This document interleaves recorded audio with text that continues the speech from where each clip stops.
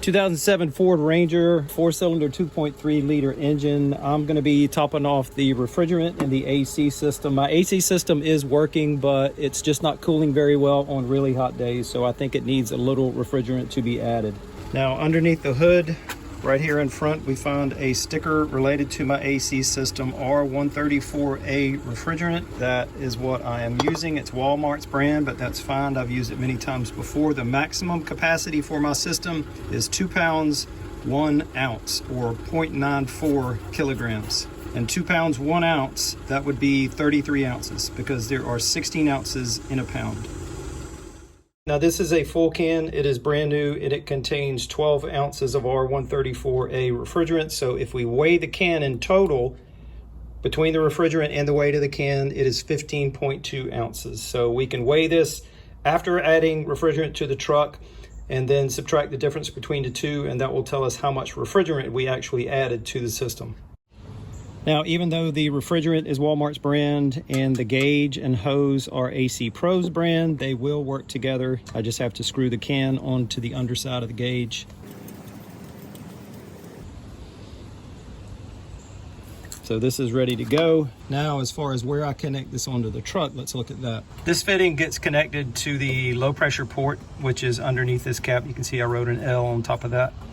So that's where that gets connected. You pull back on the collar, push down, and then release that collar and it snaps on. Also on the compressor, which is right here, the front of it, this is the clutch with the silver marks. We're going to be paying attention to this clutch to see if it is spinning or not. When it is spinning, the clutch is engaged. That is when we want to pay close attention to the needle on the gauge when the clutch is spinning, because when the clutch disengages, it stops and the pressure on the gauge rises. And when that pressure rises, that's not the reading we're most concerned with. We're most concerned with the reading on this gauge when the clutch is spinning, when it's engaged. So that'll all make sense as we're doing it. Right now, I'm gonna crank up the car. I'm gonna put this thermometer in the vent to see what temperature we're starting at. And then we will start adding coolant, or refrigerant, I should say. I'm gonna set the AC to max AC, cold temperature, low fan speed setting, and we're starting out at 93.6 degrees.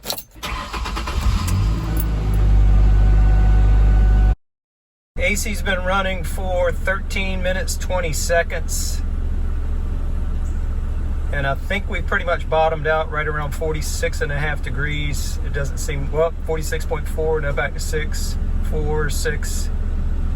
I think we bottomed out. It should be lower 40s. So let me start adding refrigerant and we'll see how much farther it drops.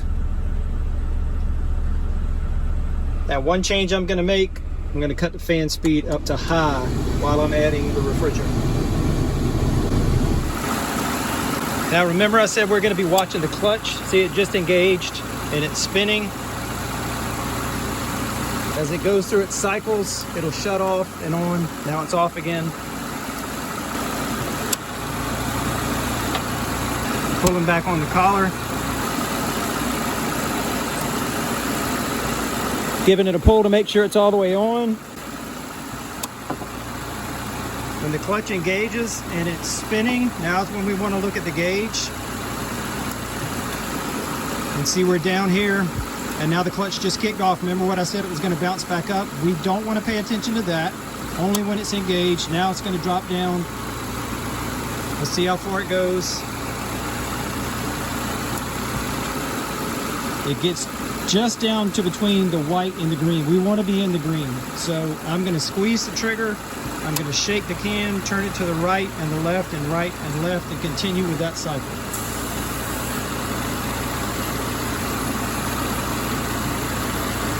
And then I'll check it again in just a few seconds. And I can feel the can getting cold, which means refrigerant is going into the system.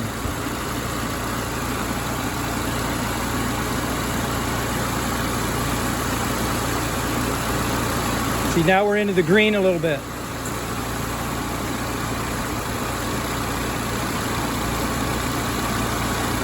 You can see the clutch is spinning. About a quarter of the way into the green. I'm going to add a little bit more.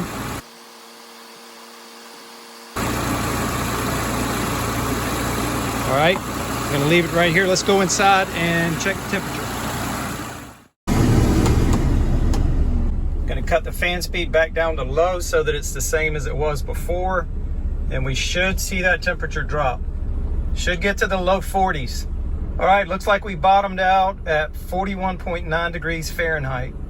Oh, 41.7, 41.5. All right, still dropping. I'll give it a few more minutes.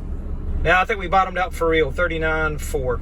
So that is what? That's about a 7-degree drop before adding refrigerant to now. Now, to get the fitting off, just lift up on that collar. Put your cap back on. And now, how much refrigerant did we add? We added more than I thought we would, because there's a little bit left in here, but not much.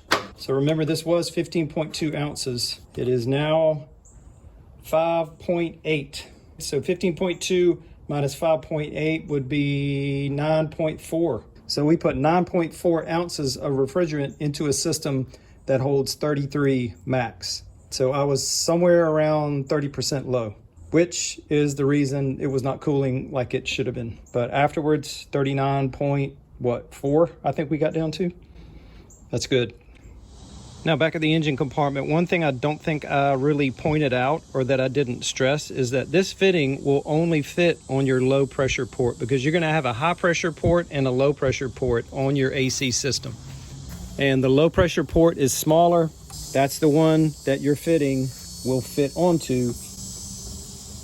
Regardless of what brand you buy, these are standardized size fittings. So you can't make a mistake in that regard. You cannot connect this to the high pressure port because it just won't fit. And now to prove what I said is true, this is the high pressure port. It's way over here by the battery. Low pressure is over there by the dipstick. I take the cap off.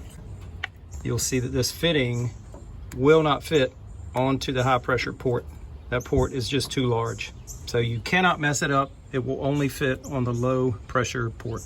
And for the last time, pay attention to your pressure reading when the clutch shuts off. When it disengages, the pressure reading on your gauge is going to rise. That is not the one you want to pay attention to. When it engages, when it spins, that's what you want to watch. You do not want your needle to go above the green. And as you saw, mine only went about a quarter of the way into the green, and that gave me 39.4 degree air coming out of the vents. So don't feel like you have to put so much refrigerant in that you go all the way to the right of the green section or the filled section, because that's when you get into the yellow. That's the warning. So just be careful of the pressure, because you can damage your system if you overpressurize it. And like I said before, I've used Walmart's refrigerant many times, and I've had good success with this. One of these cans is about $10.